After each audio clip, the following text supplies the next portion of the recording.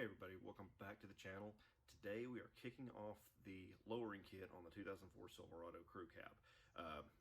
Recently got a hold of a street edge 3.5 drop, flip kit in the back, front springs in the rear. Today we are going to get started tackling that. I'm going to pull the bed off this, and then we're going to get started on doing the flip kit in the rear. I'll probably divide this up into two videos just because of the length of it. So everybody stick around. We'll get this thing kicked off.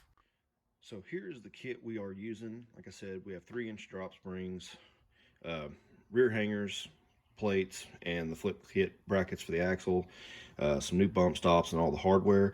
And that's what is going to be going on the truck. We're going to give it a shot and see what we think, being this is a eBay kit. But everything looks pretty good, so we're just going to go with that and see what happens. So here is the current stance of the truck. My driveway does have a little bit of a slope to it, but this truck is basically on stock suspension with the exception of a set of 2-inch drop shackles in the back. So anyway, this kind of gives us a point of reference to what it's going to look like when we get done with it. So anyway, I'm fixing to get ready to start pulling the bed, and then we will kick off on the install.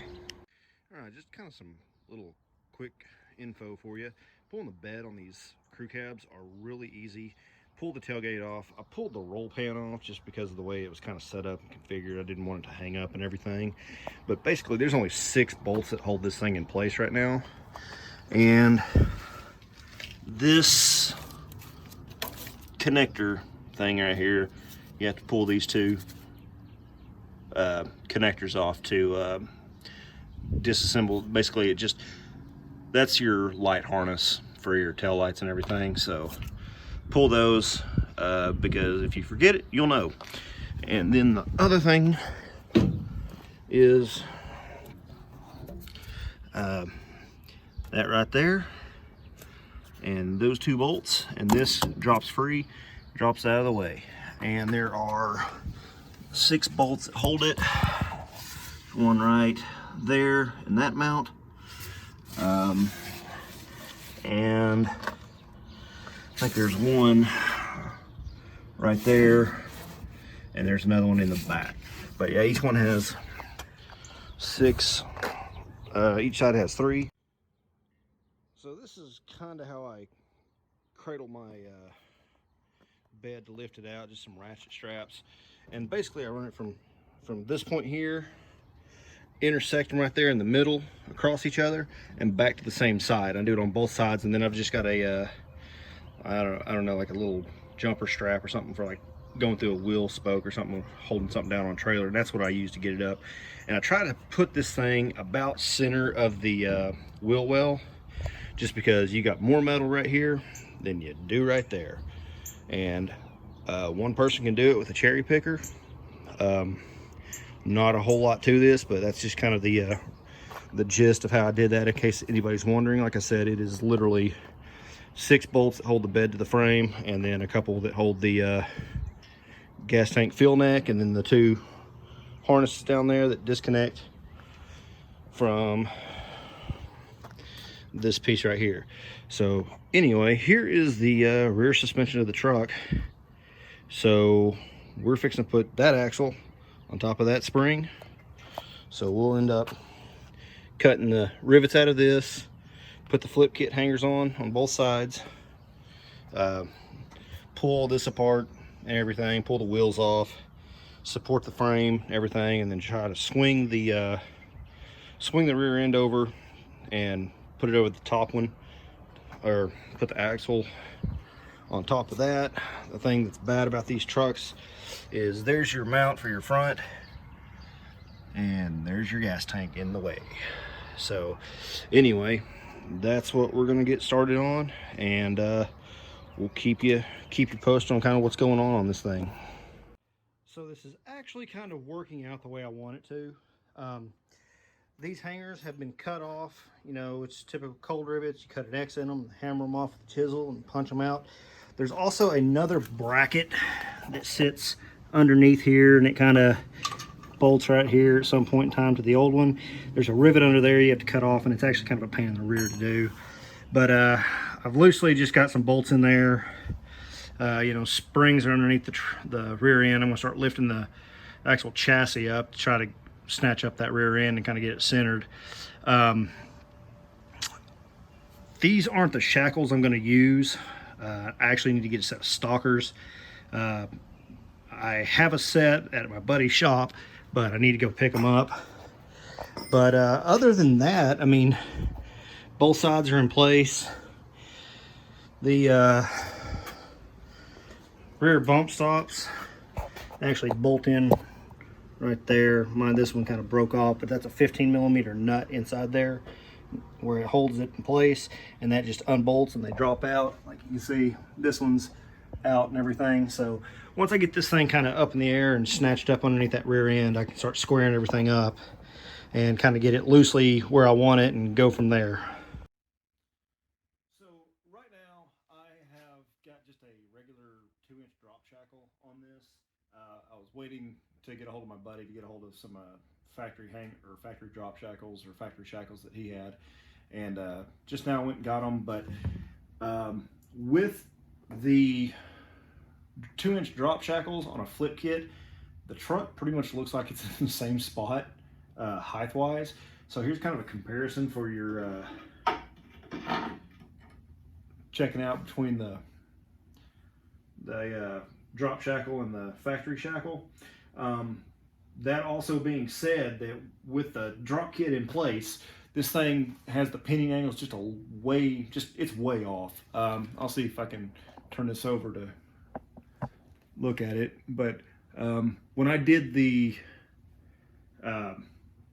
rear sway bar mounts and everything, I did that with the truck on the ground and flat. So they were going to be level with the ground, pretty much right where this thing is sitting is where I put this together at. So these things have a wild, you know, I don't know, maybe a 10-15 degree swing. So yeah, definitely not going to work with those hangers. I mean, I think the way these things are set up, I'd have to check and see, but if you could raise these up a little bit, you could probably get away with running these if you already have them. I'm not 100% sure on that. So,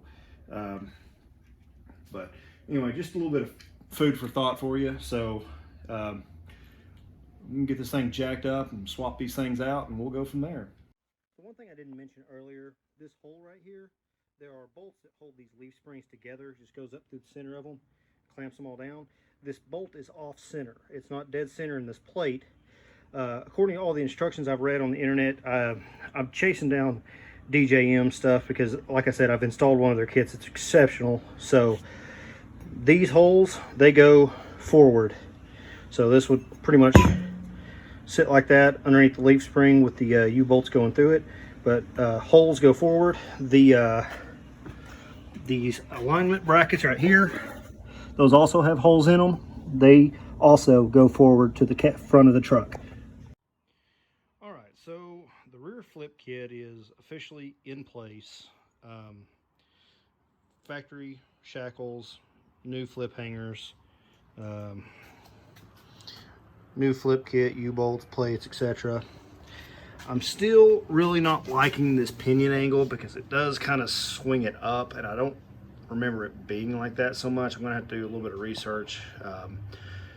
I may have to throw a shim in to kick it forward, but also I need to check the working angle on this. For you crew cab guys that are wondering about drops and having to change, this is supposedly supposed to be a 5-inch drop for the rear end. That's the plan anyway. And as you can see, I don't have any shocks or anything, so it bounces really well for us. But it actually bottoms out before it will ever hit that drive shaft. That's a 5-inch aluminum drive shaft on this truck. So I got a few things left to button up. I got to put the brake lines back in, bleed that. I do need shocks, of course, and to clean up my mess. So anyway, I will talk to y'all later on, and we'll probably get started later doing the front end. Hey everybody, kind of a recap I'm going to do on this. Going through the editing of this video and everything, I realized that I really did breeze through this. I was not very concise on it and everything, so I'm going to do a little bit of a recap on it. I've already done the work, so I'm not going to redo the work, but I will go into detail about what all I have done. So, bed's still off the truck. Flip kit's in place, shocks are in place, drive line, things like that are all in place. What most of the instructions I've ever read said is to basically unclamp that U-bolt setup, unclamp that one right there, and drop this shackle down, and then you wrestle the rear end and try to slide it back and then slide it over the top of the leaf spring, and then you kind of bolt it all back up, and that's how you get that side. And then you do just the opposite over here on this side. Well, the problem I run into is the fuel tank is very close to the yoke of the rear end, so you're going to get some kind of interference when trying to make the swing on both sides. Plus, much larger drive shaft than factory, and then I've got the huge exhaust for my turbo system. So what I actually ended up doing, which I found was super easy, it's a little bit more involved, but super easy all the same, was I disconnected that brake line right there, dropped your shocks on both sides. Mine has a rear sway bar that I installed and had to undo those bolts right there and drop the drive shaft off the rear diff. And then what I ended up doing was support the actual frame of the truck with that cherry picker, if you have one. Drop your springs out of their, either out of the factory perch or the shackle itself, and then you just roll the rear end out, let the springs hit the ground, roll the rear end back forward, and then reassemble. And I found that worked out really well because you can do a lot of the work really fast because you're not fighting anything else. Once getting the springs and everything lined back up on the perch and the new perch and everything took a little bit more wrestling than I intended on doing, but I found that if you take a ratchet strap around the yoke of the rear diff up to this cross member, everything to help kind of lift it up and keep it square, it makes it easier when you're lifting up the leaf spring up underneath the rear end itself. And also with the cherry picker, you know, I've got the hidden hitch and I've just strapped it to that. You could raise and lower the vehicle down to it to get your height that you need to pin up your shackles and everything. Plus, with everything on the ground, it makes it a whole lot easier to chisel out the rivets and everything on the factory hangers, and then get the new ones bolted in place and go from there. Mind you, on these hangers, you have to thread that bolt first because there is no way that it comes out from behind, because it's now trapped between the actual hanger and the frame of the truck. So you have to thread that first bolt right there through. The other one, you could just work it later on. So that's another heads up on this install. Going forward, I ended up getting a set of XLG shocks from KYB. These are factory length shocks using factory hardware, and I ordered a set of Beltec 6654s that fit this year model truck. I mean, definitely check your application. And these just kind of bolt into the factory shock location. There's a bolt, and there is a collar in here to keep you from just crushing this, and it bolts to the outside and it puts it at this angle, and it says torque this to 100 foot-pounds. Pretty concise and clear instructions from Beltec. Thank you. Factory hardware here and here. And rear end's bolted back up, brake line's back up. Still haven't bled my brakes, and then I've got to tighten up sway bars and stuff like that. The pinion angle looks to have settled down a little bit. I know I talked about that a couple times. I did order a 4-degree shim to put in there, so I will probably end up having to break those loose and drop everything out of the way and get those bolted in, because you actually have to separate the spring pack. There's a bolt that runs through there that everything hangs on and centers up on. I'll have to pull that out. It comes with a new bolt, and you just bolt that shim to the very top, and what that does is it's a little thicker on the back, and so it will kick that pinion nose down a little bit and kind of work with that a little bit. Definitely going to check pinion angle and everything before I actually do it. I may actually be okay right now, but I went ahead and got it ordered just because there's a good chance I'm going to need it, so might as well take advantage of it. So anyway, that's kind of the recap on how I did this.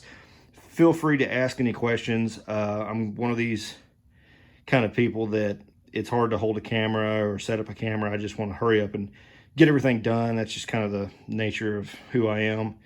But any questions you have on how I did this, please just hit me up in the comments on this, and I'll be more than happy to talk to you about it.